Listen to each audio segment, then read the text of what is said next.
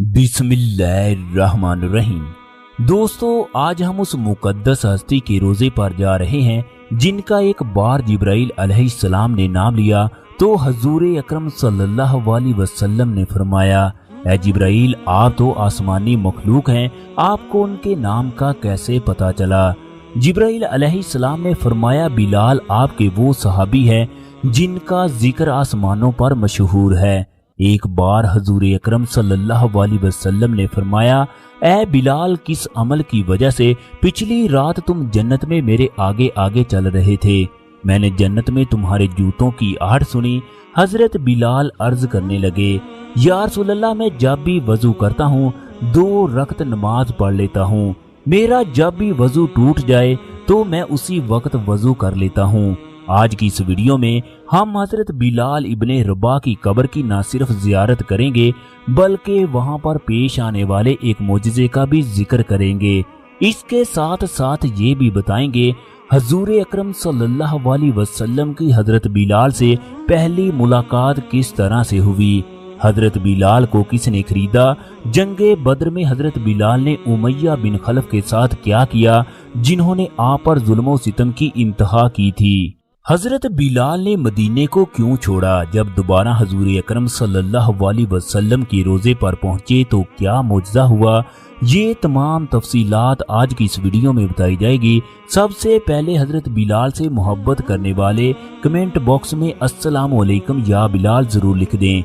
अगर आज की हमारी वीडियो पसंद आए तो वीडियो को लाइक और शेयर कीजिएगा। इसके साथ साथ चैनल को सब्सक्राइब करना मत भूलिएगा। शुक्रिया। हजरत बिलाल का पूरा नाम बिलाल इब्ने रबाह था। वालदा का नाम हमामा जबकि वालिद का नाम रबाह था। आपकी पैदाइश मक्का में हुई। आपके आका का नाम उमैया बिन खलफ था। आप दिन रात काम करते जिसकी वजह से आपको इस बात का इल्म नहीं था मक्का में क्या हो रहा है।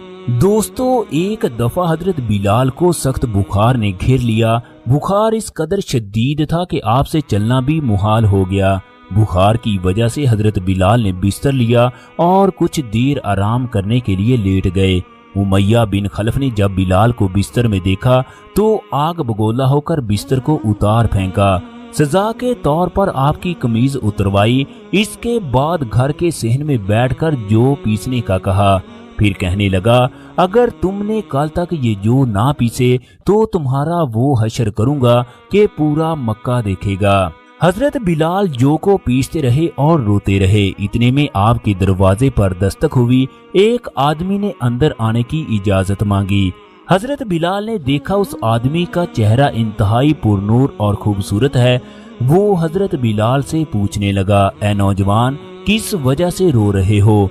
बिलाल कहने लगा, जाओ तुम अपना काम करो। इसके बाद वो आदमी चला गया। जब वो वापस लौटा तो उसके हाथ में खजूरें और दूध का प्याला था। वो आदमी कहने लगा, तुम खजूरें और ये दूध पी कर सो जाओ, तुम्हारा सारा काम मैं कर देता हूँ। इसके बाद बिलाल सो गए जबकि वो आदमी सारी रात चक्की चलाता रहा। सुबह को उसने बिलाल को जो दिए। इसके बाद वो चला गया। वो आदमी 3 दिन तक बिलाल के लिए जो पीसता रहा, यहाँ तक कि बिलाल ठीक हो गए। बिलाल उस आदमी से पूछने लगा, तुम कौन हो? वो कहने लगा, मेरा नाम मोहम्मद है, जिन्हें मक्का के लोग जादूगर कहते हैं। हालांकि अल्लाह तबारक व तआला ने मुझे नबी बनाकर भेजा। बिलाल हजूर अकरम सल्लल्लाहु अलैहि वसल्लम का कलमा पढ़ते हुए कहने लगा, यकीनन ऐसा हुस्ने सलूक एक नबी ही कर सकता है। बेशक आप अल्लाह के सच्चे नबी हैं, वरना मक्का के लोग गुलामों से बात करना भी गुवारा नहीं करते। दोस्तों, इसके बाद दुनिया ने देखा कि उस गुलाम ने इस्लाम के लिए किस कदर तकालीफ और मुसीबतें बर्दाश्त की, लेकिन हजूर अकरम सल्लल्लाहु अलैहि वसल्लम के दामन को ना छोड़ा। हजूर अकरम सल्लल्लाहु अलैहि वसल्लम को हजरत बिलाल से बेलौस मोहब्बत थी। हजूर अकरम सल्लल्लाहु अलैहि वसल्लम के वसाल के बाद हजरत बिलाल गलियों में ये कहते फिरते, लोगों, क्या तुमने कहीं हजूर अकरम सल्लल्लाहु अलैहि वसल्लम को देखा है? अगर देखा है तो मुझे भी दिखा दो। फिर कहने लगे, अब मैं मदीने में नहीं रह सकता। حضرت بلال حضور اکرم صلی اللہ علیہ وسلم کو یاد کر کے ہر وقت روتے رہتے۔ حضرت ابو بکر صدیق کو جب ان کے ارادے کا علم ہوا تو آپ نے انہیں روکنے کی کوشش کی اور کہا، پہلے کی طرح مسجد نبوی میں اذان دیتے رہو۔ حضرت بلال نے عرض کیا، اللہ کے رسول کے بغیر میرا اب مدینے میں دل نہیں لگتا، مجھ میں اتنی جرت نہیں ہے کہ میں مدینے کو حضور اکرم صلی اللہ علیہ وسلم کے بغیر دیکھ سکوں۔ اے ابو بکر، اگر آپ نے مجھے اپنے لیے خریدا تھا تو مجھے روک لیں، اور اگر اللہ کی رضا کے لیے خریدا تھا تو مجھے میرے حال پر چھوڑ دیں۔ حضرت ابو بکر صدیق رضی اللہ تعالیٰ عنہ کی ایک بیٹی کی شادی حضرت بلال سے ہوئی تھی، لیکن اس کے باوجود بھی انہوں نے حضرت ابو بکر صدیق رضی اللہ تعالیٰ عنہ کو جواب دے دیا۔ اس کے بعد حضرت بلال شام کے شہر حلب میں چلے گئے۔ کافی عرصے کے بعد حضرت بلال کو حضور اکرم صلی اللہ علیہ وسلم کی زیارت نصیب ہوئی۔ آپ نے فرمایا، اے بلال، کیا یہ بے وفائی نہیں ہے؟ تم ہم سے ملنے نہیں آئے، تم ہم سے ملاقات کرنے کے لیے نہیں آئے۔ جب خواب سے بیدار ہوئے تو اپنا سامان وغیرہ اونٹنی پر باندھا اور مدینہ کی طرف روانہ ہو گئے۔ جب آپ مدینے میں پہنچے تو عشق سے لبریز آنکھوں نے حضور اکرم صلی اللہ علیہ وسلم کو ڈھونڈنا شروع کر دیا۔ کبھی مسجد نبوی میں تلاش کرتے تو کبھی حجرے کی طرف نظریں دوڑاتے۔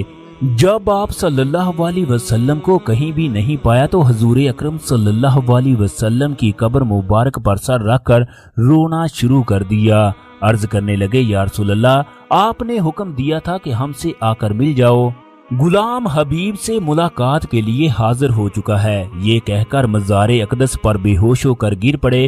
اتنے میں سارے مدینے میں یہ خبر پھیل گئی کہ موذن رسول حضرت بلال مدینے میں آ چکے ہیں۔ مدینے کے بوڑھے، جوان، مرد، عورتیں اور بچے اکٹھے ہو کر عرض کرنے لگے، بلال، ایک دفعہ وہ اذان تو سناؤ جو حضور اکرم صلی اللہ علیہ وسلم کے زمانے میں سناتے تھے۔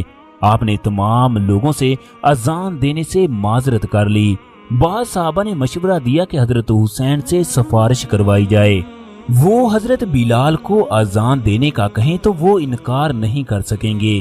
چنانچہ حضرت حسین نے بلال کا ہاتھ پکڑا اور فرمایا، اے بلال، ہم آپ سے وہی اذان سننا چاہتے ہیں جو آپ حضور اکرم صلی اللہ علیہ وسلم کو مسجد نبوی میں سناتے تھے۔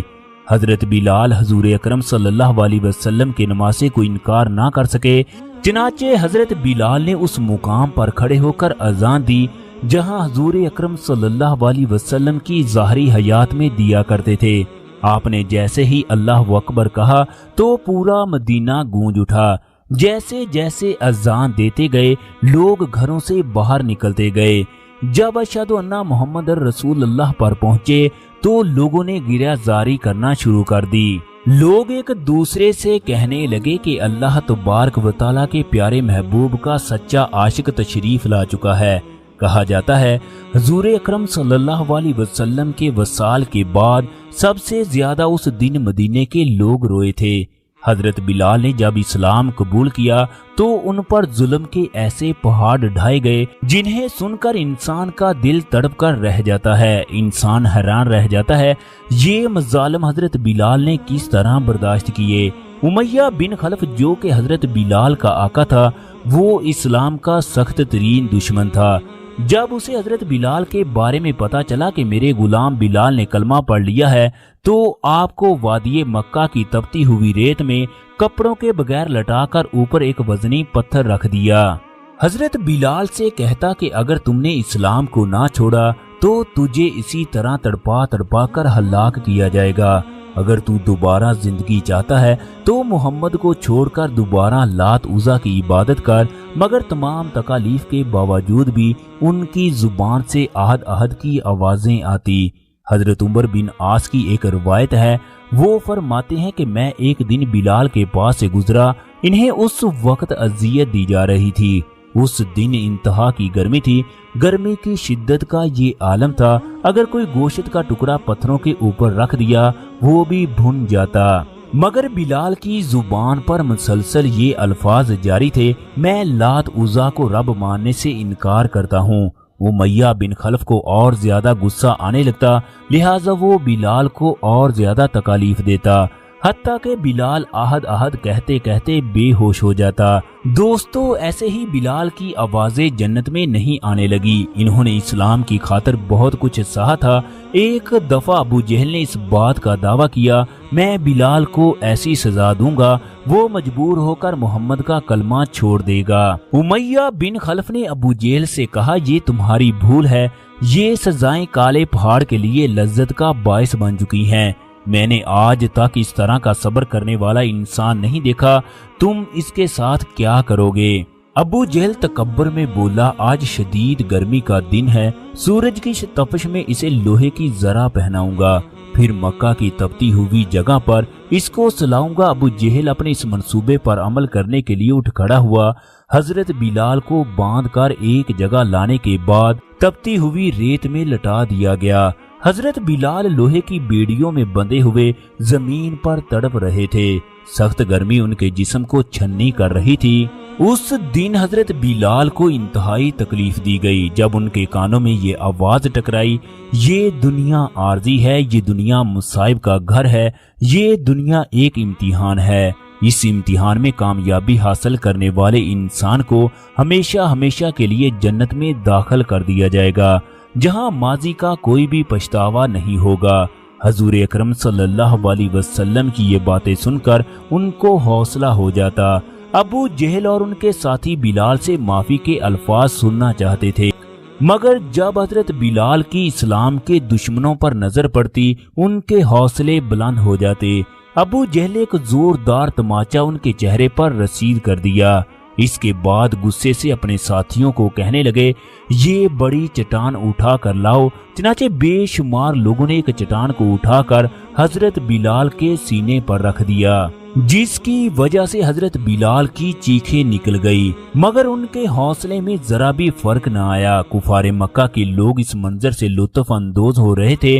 پورا مکہ جانتا تھا حضرت بلال کے ساتھ اسلام قبول کرنے کے بعد کیا کچھ ہو رہا ہے۔ چنانچہ حضرت ابو بکر صدیق رضی اللہ تعالیٰ عنہ کو اس بات کی خبر ہوئی، وہ فوراً اس جگہ پہنچے جہاں بے شمار لوگ جمع تھے اور بلال کے سینے پر ایک بڑا پتھر رکھا تھا۔ حضرت ابو بکر صدیق نے امیہ کو کہا، تم کب تک اس غلام کے ساتھ ایسا سلوک کرو گے؟ امیہ کہنے لگا، تمہاری وجہ سے یہ اس انجام تک پہنچا ہے۔ یہ کھاتا میرا ہے جبکہ گن کسی اور کے گاتا ہے، لہٰذا اب یہ غلام میرے کسی کام کا نہیں۔ ابو بکر صدیق رضی اللہ تعالیٰ عنہ کہنے لگے، اگر تم چاہو تو یہ غلام مجھے فروخت کر سکتے ہو۔ امیہ پوچھنے لگا، تم اس کی کیا قیمت ادا کرو گے؟ قربان جاؤں میں حضرت ابو بکر صدیق رضی اللہ تعالیٰ عنہ پر۔